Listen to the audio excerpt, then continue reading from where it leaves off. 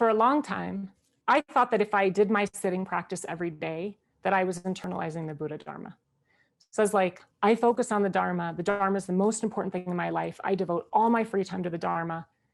I translate, and that means I'm I'm really internalizing the Dharma. And Rinpoche kept saying, no, you're not. And it's so frustrating. Like, why is he saying that? I don't understand. Like, what is it that he wants me to do that I'm not doing? And the way that Rinpoche explained it to me later was really made sense. In that moment, when you're facing a difficulty, if you really want to practice the Dharma, you're going to practice the Dharma in that moment. And in that moment, if you don't really want to internalize the Dharma, you're going to chase after that drama in your life. So for example, if you have just a normal, you can think of a normal example, like I had a fight with my friend. And in that moment, when we were having an argument, did I decide to generate compassion for her? Or did I decide to get involved in feeling attacked by her? And so, it's not just the wish to internalize the Dharma as like this milestone in your life. This is something that's happening all the time because we're constantly we're facing situations where I could practice the Dharma or not practice the Dharma. And after I started to figure that out, like after Rinpoche told me that about hundreds of times, I was like, oh, Rinpoche means in that moment, I'm not supposed to be getting involved in all these outer drama.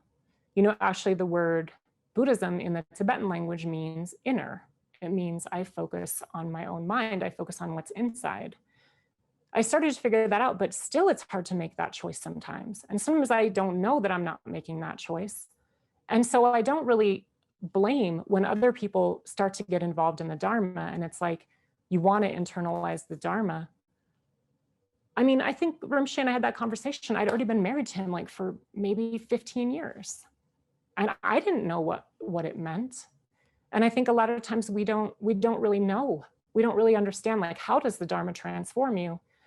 And sitting practice is certainly one thing. But when we're talking about like Buddhist culture, like you were just talking about creating this kind of Buddhist culture, for the Dharma to influence all your thinking and all your reactions and your decisions, it's quite a different thing than just thinking like, I'm a committed practitioner because I make time to practice every day. And so on one level or another, I think we're all facing this. And maybe people who are newer to Dharma, maybe they're facing it on the level of it's hard to come to the center every week, or it's hard to start having a sitting practice, or it's hard to make the decision to generate bodhicitta because does everybody really deserve my love and compassion? There's a lot of undeserving people out there. There's all these different choices, that we're constantly making.